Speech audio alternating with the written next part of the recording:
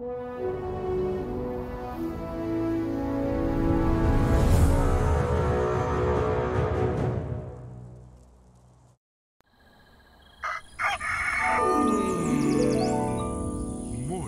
with Max.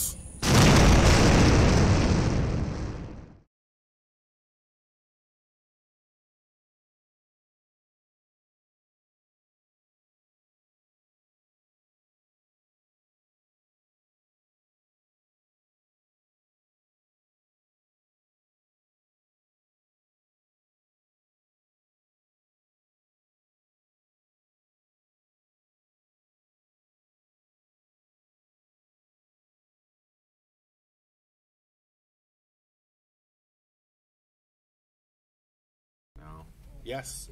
Yes, now we're live. Okay. Hello, folks.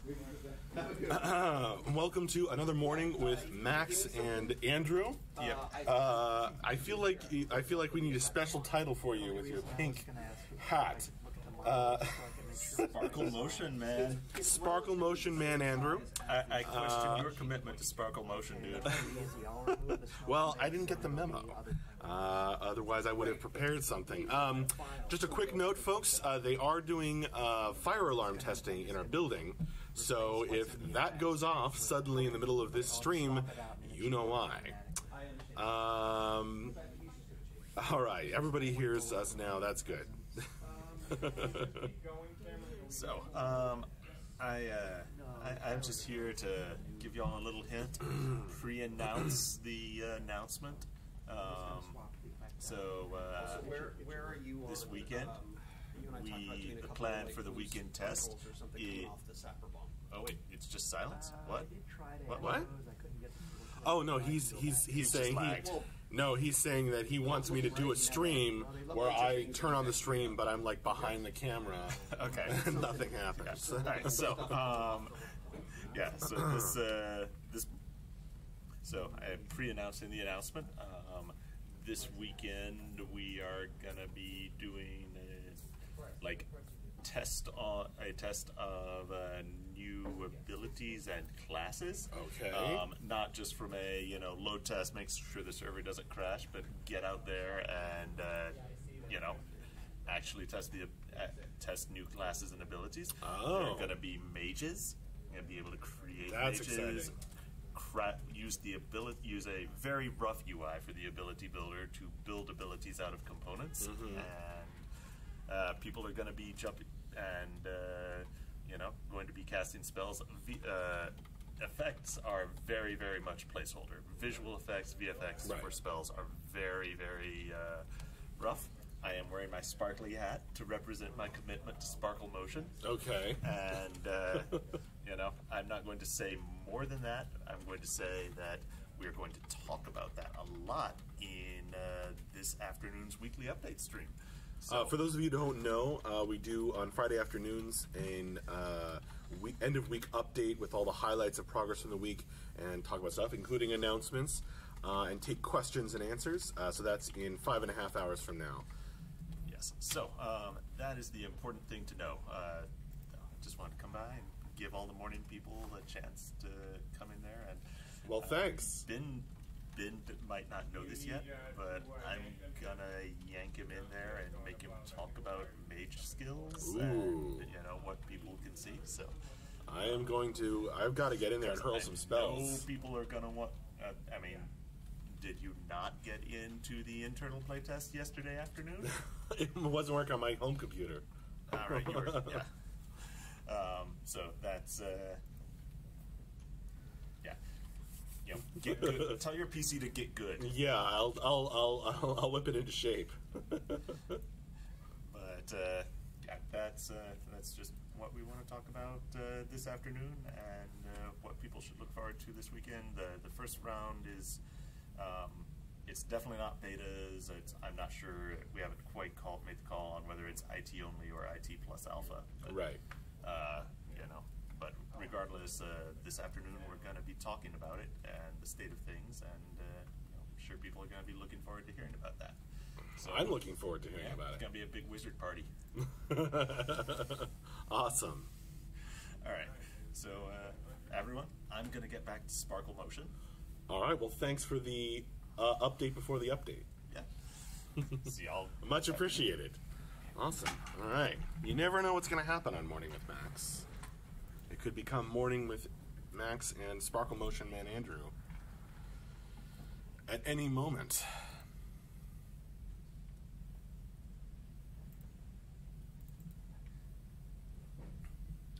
Wow.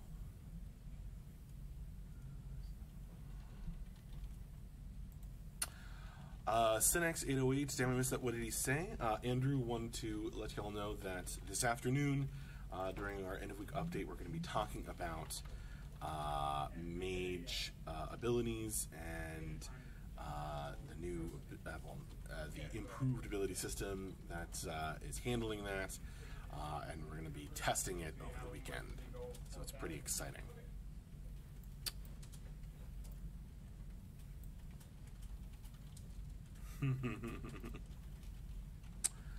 I see Grimslag in chat. Grimslag, should I open this package that has been sitting on my desk for a while?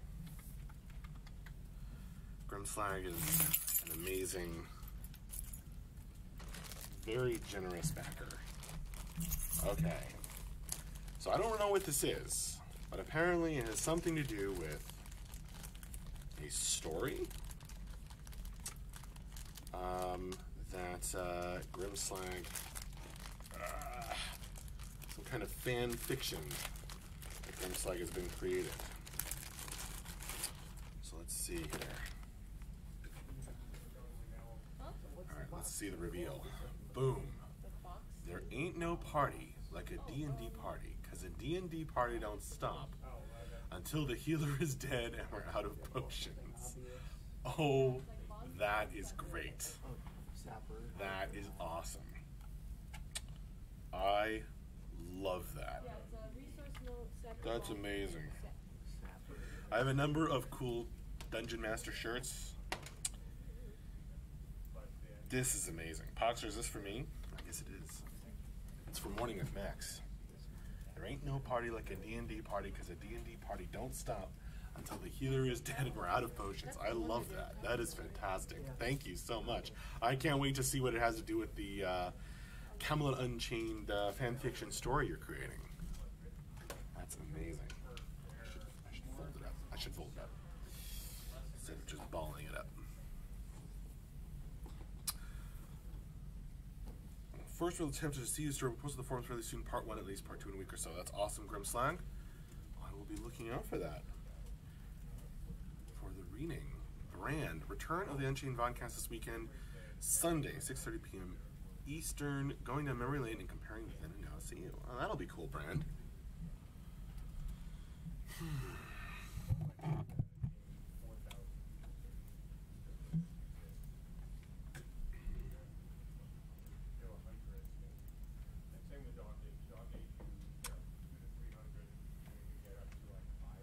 Brian, what are we going to do that Vodcast about the board game, huh?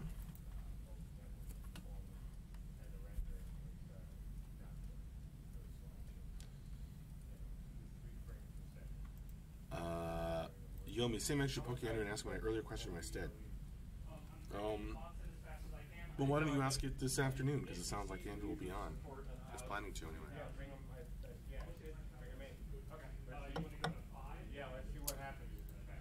What's that? Grimslag is about a healer named Daenerys who has magic regeneration problems. Okay. Ludwig, what song does that satirize? Yeah, I feel like it satirizes a song. A specific song.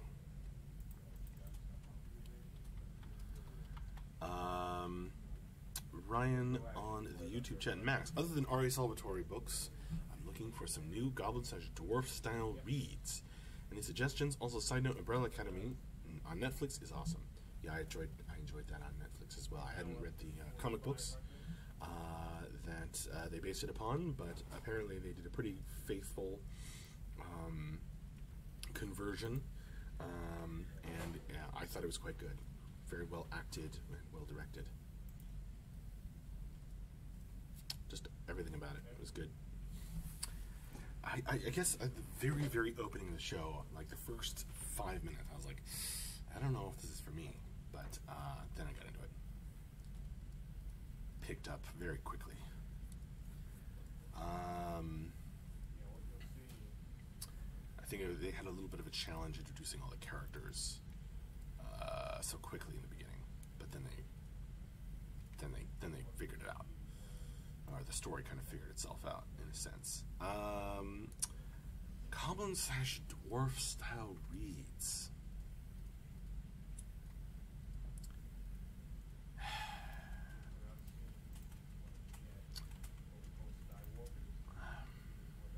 Are you looking for something in the vein of R.A. Salvatore, Ryan? Because there's lots of things I could suggest, but if you're looking for something like that, I don't know that I have anything that I would recommend, like in that same kind of very explicitly D&D style.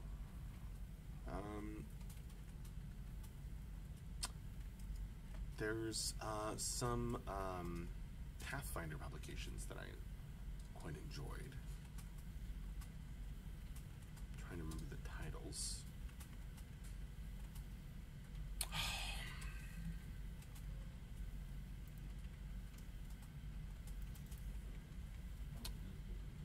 It's like a series about this guy and his like manservant.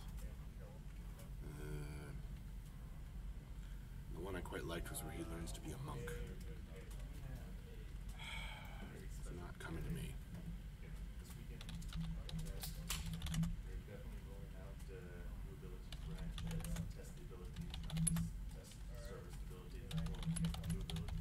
Alright, Tim, if you want to see how high you can go with the fun. Pathfinder Tales. Not sure that's the one.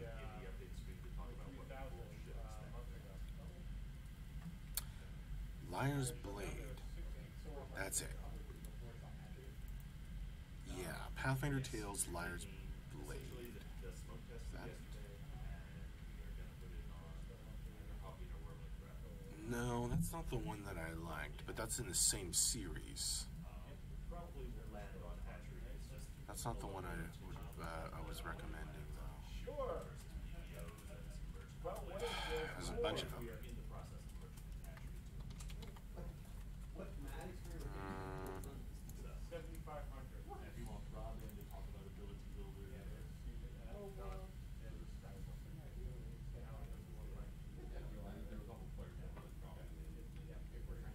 Well, that's a totally different story. That's the problem. The majority of people who watch will not be well, but we can talk about it. We should talk about what it is. Keep going, man. First time we say. It's definitely in that series, though.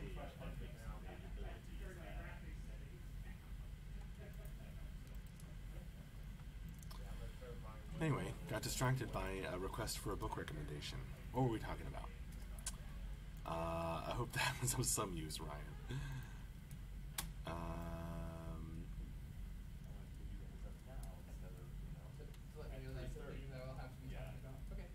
What do we have to be talking about? Sherlock Holmes. Yeah, I guess it's in that style, Halloween. Yomi, I in particular was wondering if there any publicly made information that you weren't even in the chapter aware of that indicates that there's a plan for a class and seed of rock, paper, scissors kind of relationship. Yeah, Yomi, that's in the foundational principles, I think. Absolutely. RPS is, or rock, paper, scissors is something Mark has talked about extensively since the very beginning. If you go back to the Kickstarter, yeah, Ludwig said, one of the FP mentions that. So, foundational.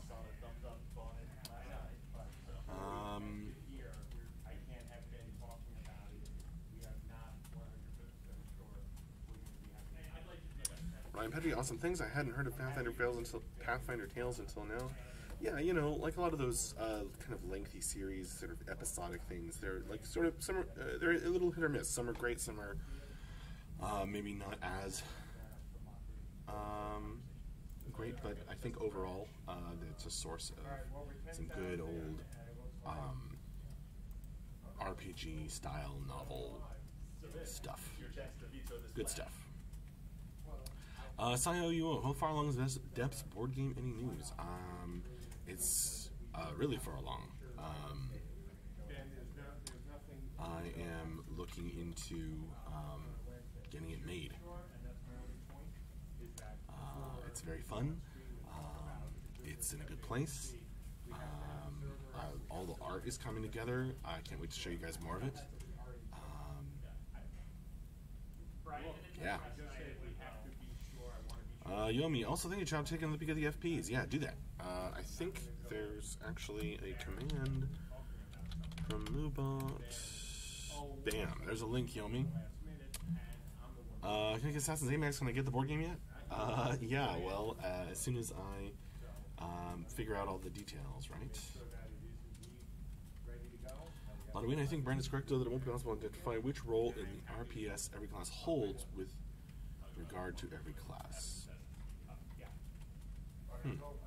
I don't know. Now you're getting into the nitty-gritty. And I can't speak to that, not being designer for Camelot Unchained. A shakedown. We did the shakedown on Thursday, so Friday's not stressful. Right. Okay. You're 100% sure then? I mean, lightning can strike Amazon. That's fine. Did you find that I just want to be 100%. link, Yomi? Okay, let's run it again today. We've had times where it ran well one night on one test and then the next test it didn't. Okay, let's go down. Kick Assassins, I've been hyping it to all my friends. We're going to have a massive battle ASAP. That's awesome. Okay, Yomi asks. Thanks, Kick Assassins. I'm glad. Yomi asks, say Max, I'm curious. When you run D&D games, either long-term ones or shorter one-shots, do you ever try to use some interesting or creative house rules to make things more interesting? For example, something like your alignment must be, cannot be such and such, or everyone has to play, no one can play a dwarf or anything like that? Totally. Sure thing, Yomi. Look at it after the stream. Yeah, I think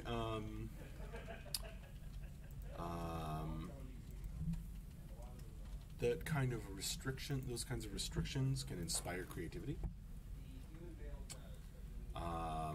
And also helps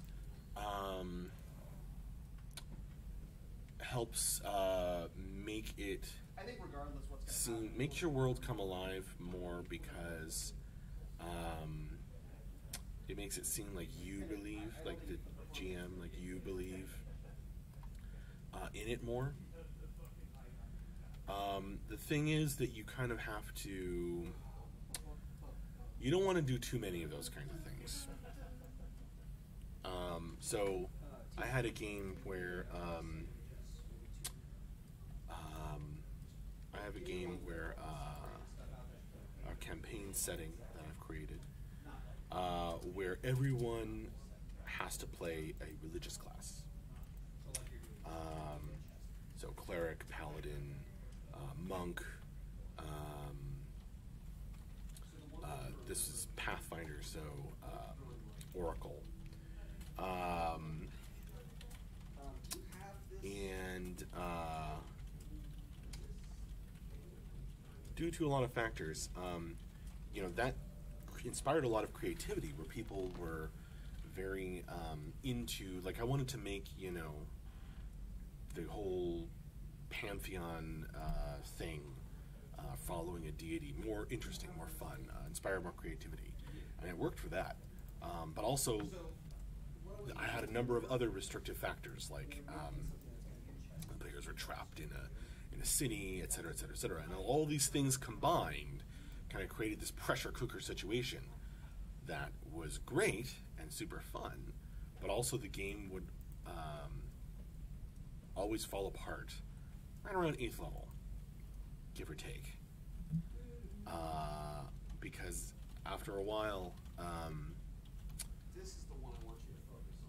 creating that much pressure from so many different sources on the players, I think get to be too much, and it just kind of things would fall apart.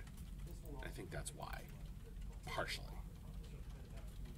Obviously, you know, there's a 50-50 chance that any tabletop RPG campaign just falls apart for whatever reason.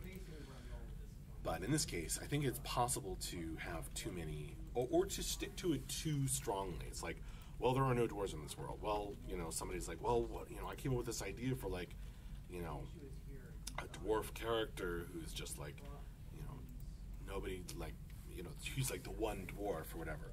You should allow for that kind of thing, because people find that fun. Hey, Kick Assassins. Hey, Max, when this game takes off and thousands of people drinking coffee with you in the morning, we remember those who've been around for years? You bet, Kick Assassins. Or whatever happens.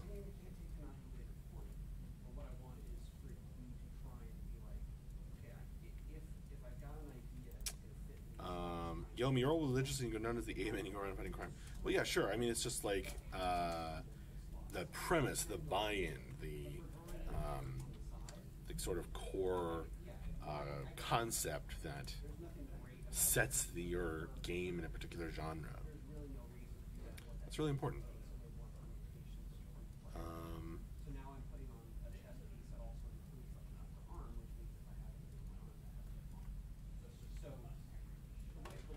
Yeah, so Saya, you guys play with a really restrictive thing over magic, low magic approach.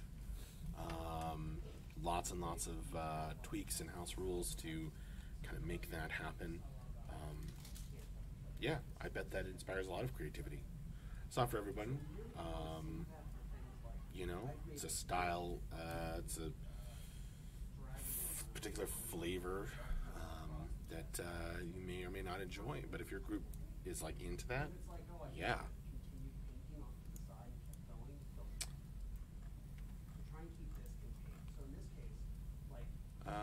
Thanks, Grimslag. I'm not sure what your compliment was in reference to. Something very interesting, a small thought-out scenario, but thank you nonetheless. Yeah, Rests is also something I've been playing with Saya. But I think it's important to make it feel, when you start messing with stuff that players can do,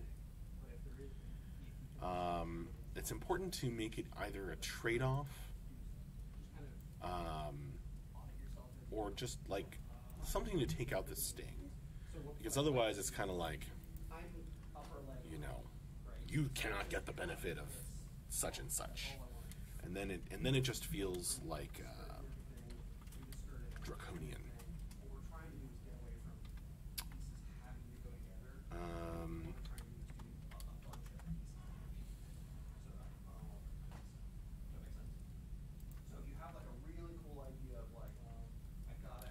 I need to take like a week and like stream every night and just talk about D&D stuff.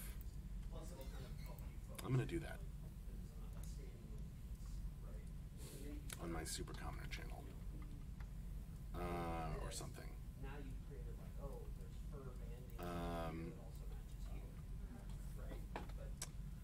Yomi, also something we'll probably run into here in the near future. So you're running a game, idea for a plot hook you want players to explore, which seems easy to get their attention without outright putting the campaign on rails. Ooh, now you're getting into the deep, deep questions, Yomi. The thing is, get excited about your plot hook, but if the players aren't interested in it, let them do something else.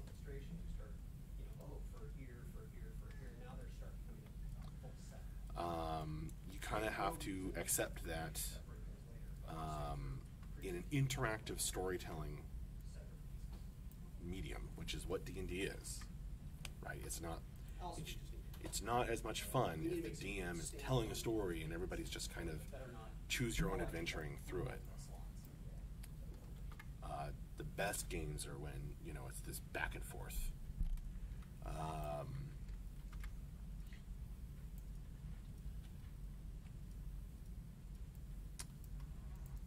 So create this plot hook, and if things are getting slow, you know,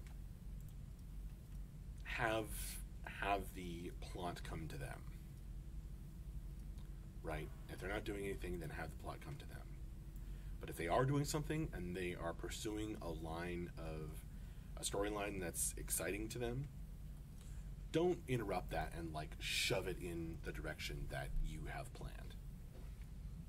That I think is a mistake.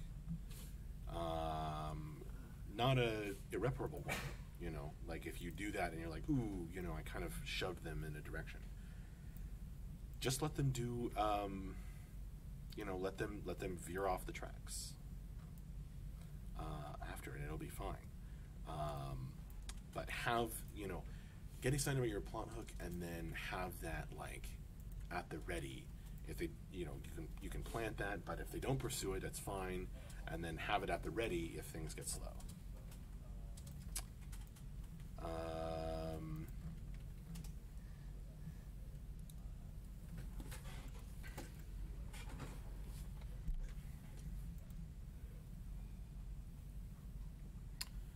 What day is today? Friday?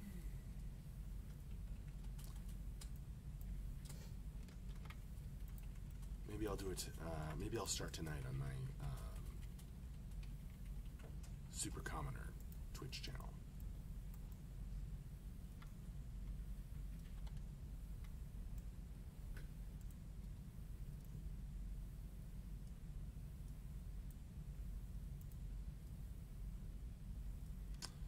Halloween. Someone asked Brian last night if he had ever appeared on a Gauntlet of Death, and Brian was like, "What is that? I think you need to correct that situation." Yeah, I guess, I don't know. It's just less convenient because Brian's on the West Coast, I'm on the East Coast. Pyrotron. Hi Max, aside from the website, are there vids I can look at for lore and CU? Absolutely, Pyrotron. Check our YouTube channel. There's a playlist. Unfortunately, I think a lot of the videos get out of order as like YouTube changes its sorting rules, or maybe I've messed it up somehow. There's a playlist that has all the lore stories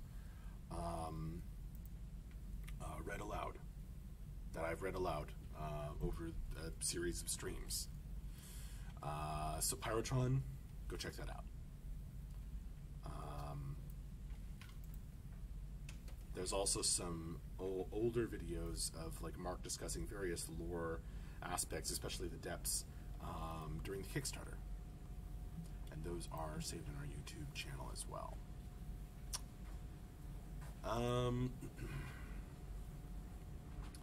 Okay, so Yomi says, that's fair. So say then you have a plot hook that you put some work in developing, and there's just one bite. Instead they go off and try something you were totally unprepared for. Do you have any tips for how to ad-lib, so to speak, if they go totally off track from what you were prepared for? Oh man, that could be another really involved answer, Yomi.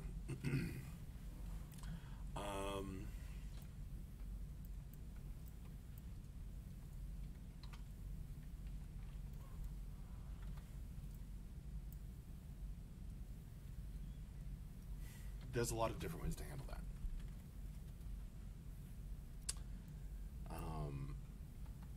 But you should expect that to happen every night. Oh, thank you, Grimslag. Yes.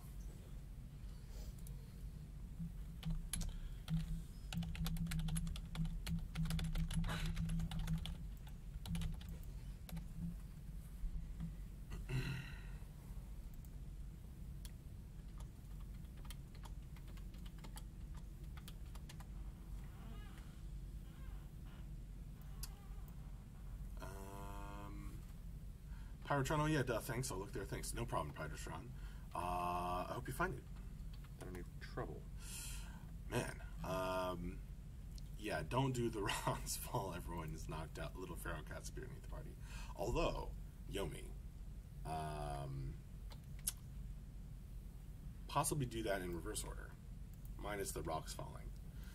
Just, if things are going off track and you don't know what to do, a litter of feral cats appear and attempt to eat the party.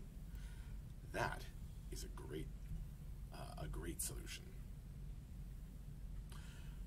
Then maybe the players want to find out, where do these feral cats come from? Why are they all here? And then you can make up answers to those questions. Or maybe the answer to those questions hooks back into the prepared plot that you already have. And then the players never know that you didn't plan for this all along. Does that make sense, Yomi? A lot of it. Yeah, I think Brian could call the Max Computer Mask to split the screen to do game of Gauntlet of Death with Seattle. Yeah, I could probably do something like that. Honestly, I haven't done Gauntlet of Death in so long. I'd have to search around and find the maps. I don't know if there were any maps that were unsolved. All right. Mob Tech, how far are we weekend events from weekend events for us working stats? I think there's going to be one this weekend, Mob Tech. I'm not sure what level of access it's going to be. But Andrew was talking about that when he came on my stream earlier. Brand is how we do it for the Vodcast on the West Coast, Velic is on the East Coast, and Chris is in England. Yeah, that's what I need to do for streaming my D&D games and stuff. A lot of I'm willing to test it with you, Max, if you want. Maybe.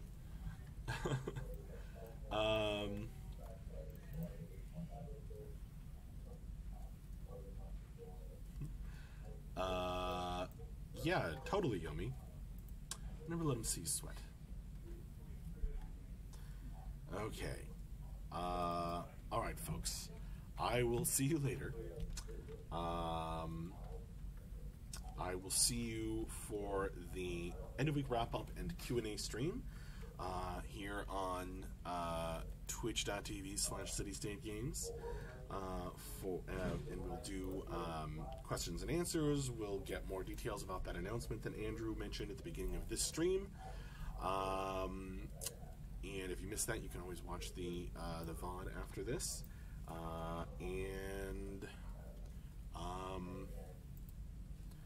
Maybe I'll see some of you on my stream later. On Supercommoner, and that's it. Yeah. See you later. And again, I hope you're as excited as I am to test out the mages and their abilities, because that's going to be fun. All right, folks. Bye-bye. See you later. Thanks a lot.